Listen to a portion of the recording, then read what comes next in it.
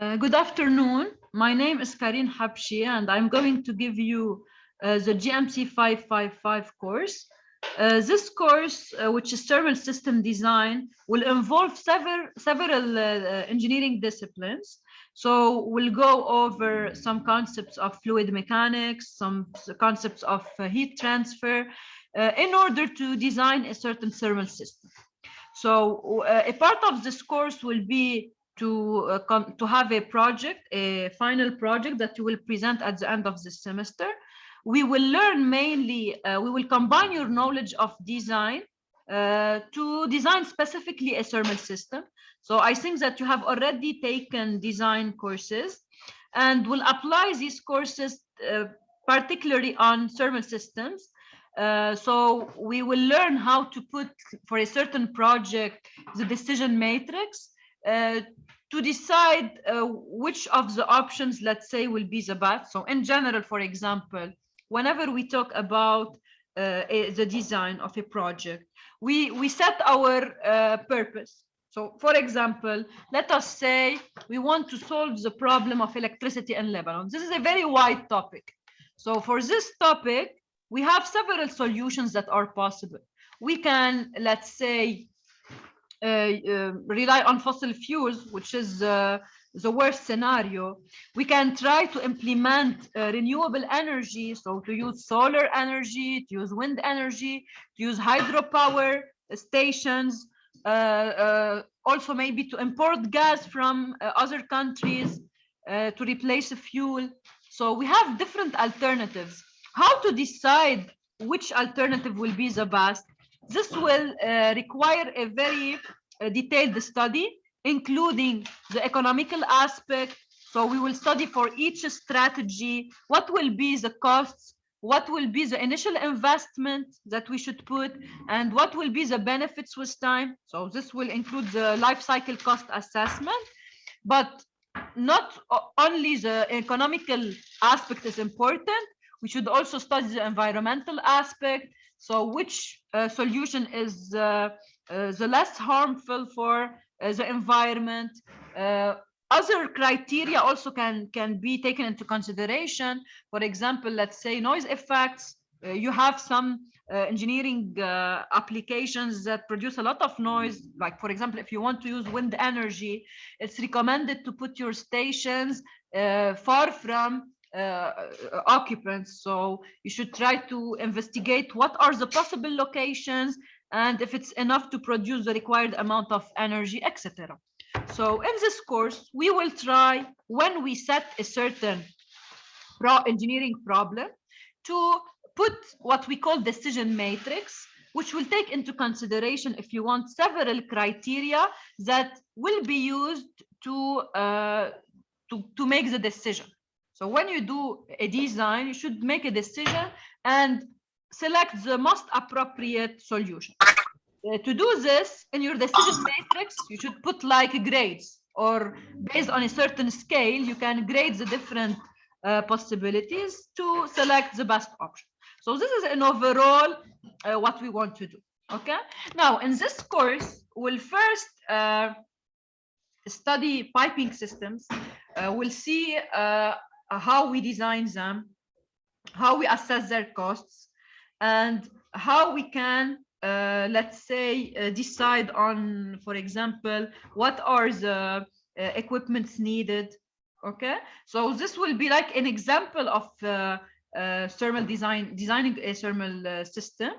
And after this, we'll propose several projects on different topics. And also you can propose an idea that you like to work on.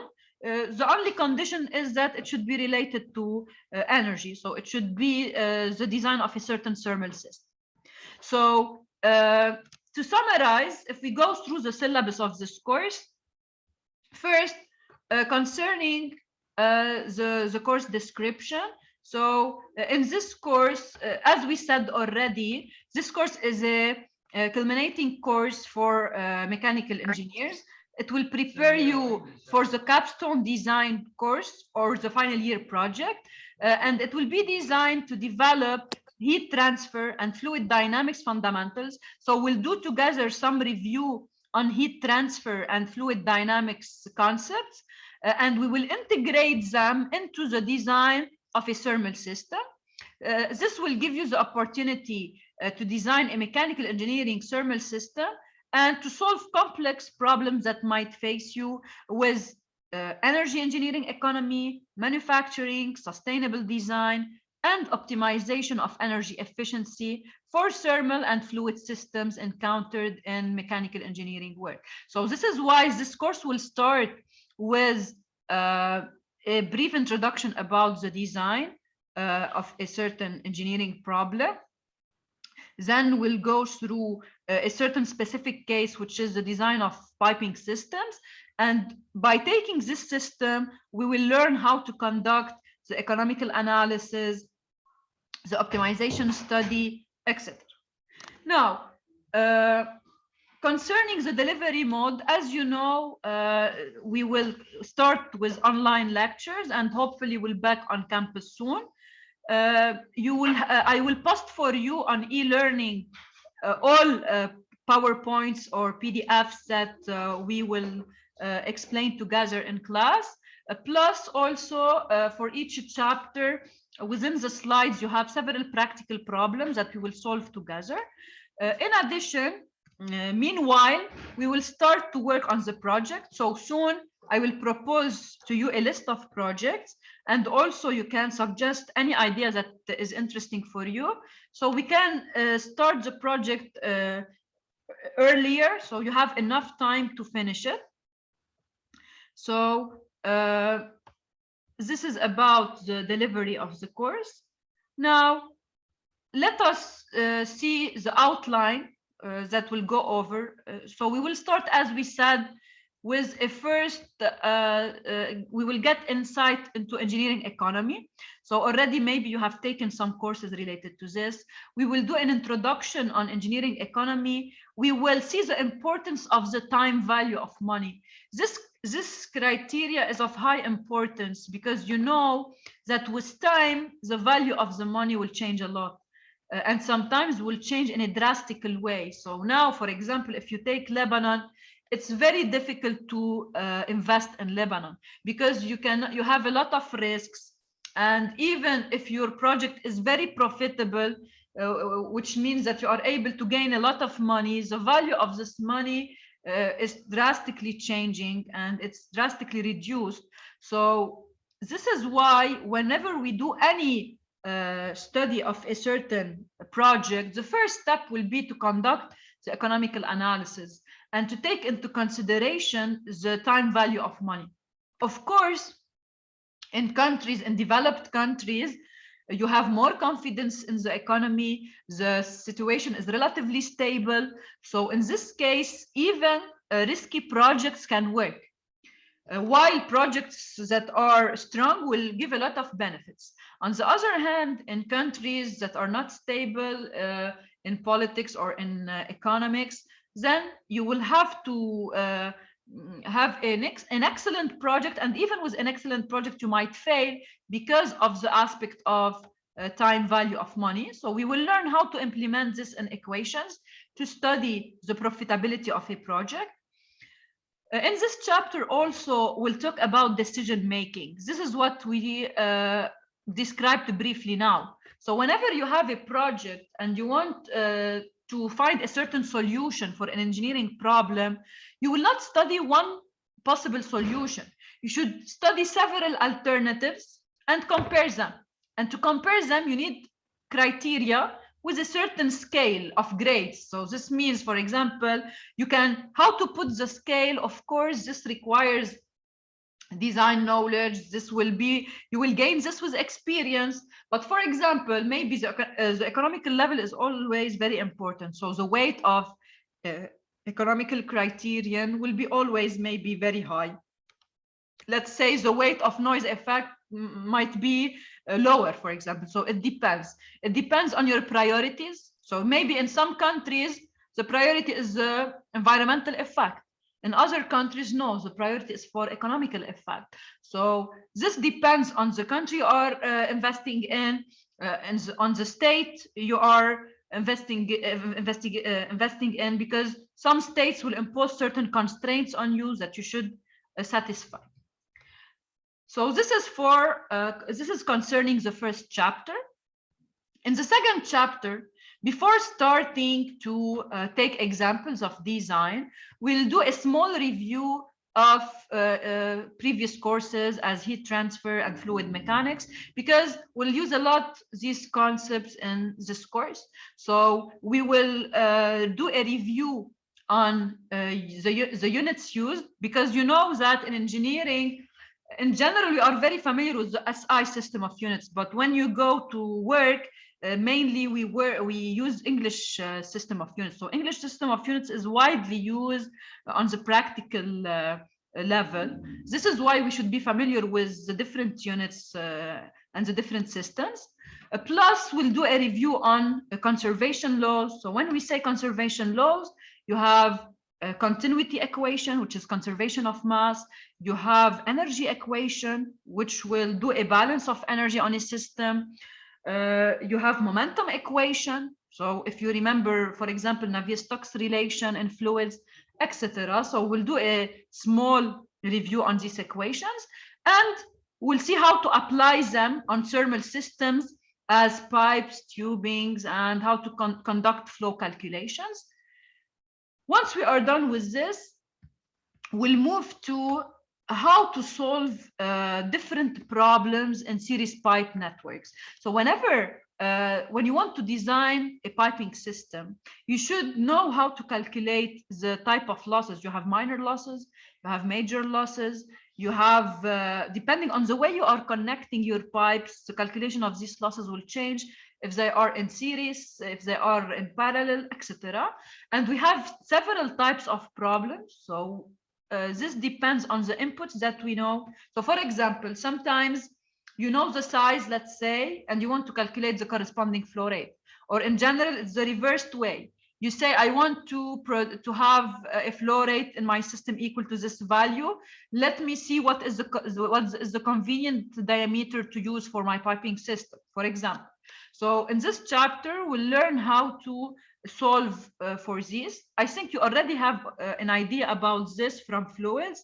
So if you remember, by writing the energy equation and by using Moody diagram, if you remember Moody diagram, in this course, we'll do a review on how to use Moody diagram. Plus, we will solve more complex problems using modified charts that are designed to help you into reaching your solution in a faster way without requiring a lot of iterations. Now we'll continue with piping systems to study how to determine the economic diameter. So here we'll start to implement an economical analysis with the design of piping systems. We have, for the economical analysis, we'll divide it into several chapters. So we'll have a part 1 and part 2, which will involve also pump's performance and how to select the appropriate pump for a certain desired application. In addition, we will go through some engineering problems that might face us when we use pumps. So as engineer, you should always predict possible problems and try to avoid them. So whenever you design a piping system and you want to select the appropriate pump, you should avoid to have physical phenomena like pump cavitation. Pump cavitation means that you will start to observe formation of bubbles within your fluid, which is not good because this will lead to corrosion of your piping system and it will harm the operation of the system. So we should try to predict at what conditions cavitation can take place and what to do to not reach these conditions. Also, in this case, we'll do some dimensional analysis study and develop affinity laws. So this is, if you want, for a design of piping systems. This will be the most important part, because by just taking an example, we will go over the different steps in design, which are the economical analysis, the optimization study, the decision matrix that we should put, and how to make the appropriate choice. Okay. Now for heat exchangers, I know that you have already taken a heat transfer course. So the majority maybe of these ideas were already introduced for you. We'll go over heat exchanger. In general, I implement the heat exchangers part as a project, a mini project. We'll divide the class into groups. You will prepare, let's say each group will take a certain type of heat exchangers, and we will exchange our information through your presentations to introduce ourselves to the different possibilities of heat exchanger systems that we can have. Also, in the labs of USAC, we have several heat exchangers, so we can do a small practical part in the lab. Now, in the final part, so as I told you, we will soon start with the project, so you will have enough time to work on it. And at the end of the semester, you will present your final report and do a presentation on it. So, and finally, in this course, in general, I do 2 exams, a midterm and a final. So in this way, in case you will have a better chance to distribute your grade. So in general, we have nearly 30% on the midterm, 30% on the project, or I will give you the detailed distribution because you have some homeworks also. So now in a while we will see the distribution of grades between the different assessment techniques, assignments, projects, and exams.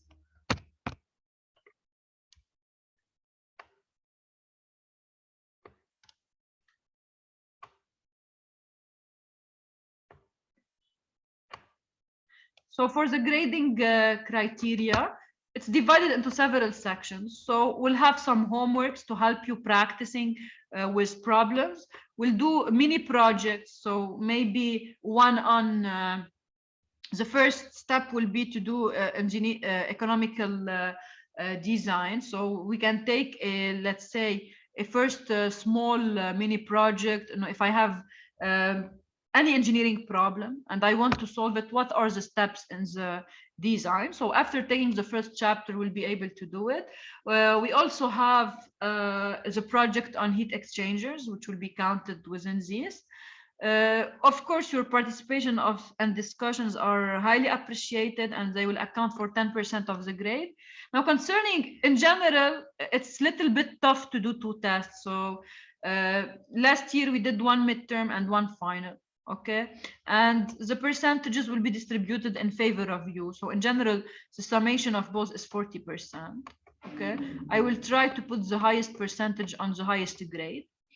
And you have for the final report and your presentation 30%. So this is the distribution of grades. Now, concerning the course material, you have the required text is Design of Fluid Thermal Systems, 4th edition. And also you can, if you are not able to find this edition, it's fine if you download earlier edition because the content is the same. And anyway, I will provide you with all material explained in class will be available for you on e-learning. But in case you wish to have extra readings, you can access this book. You can download it easily from the internet.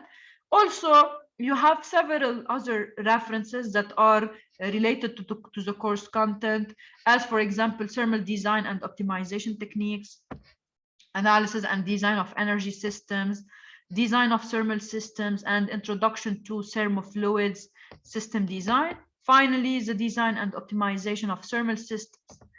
So this is in brief the course syllabus. Hopefully next time we can start with the first chapter. I will also create a WhatsApp group to facilitate communication between us. So in case we have any electricity cuts or connection problems, I can tell you directly and we can organize a makeup session to go over the material. Okay. Plus, in addition, from previous semester, I have a YouTube playlist for the whole material. This also will be available for you as a backup. So you can access previous lectures if you need to go over them before the class, or if we have any electrical interruption and you need to go over them, you can. So in this way, you will have access to the material in case you were not able to attend the class. Okay, so now soon, today or tomorrow, I will create a WhatsApp group for the class. I will send you the link on e-learning and you can join the group so we can discuss all issues related to the course together. Any question?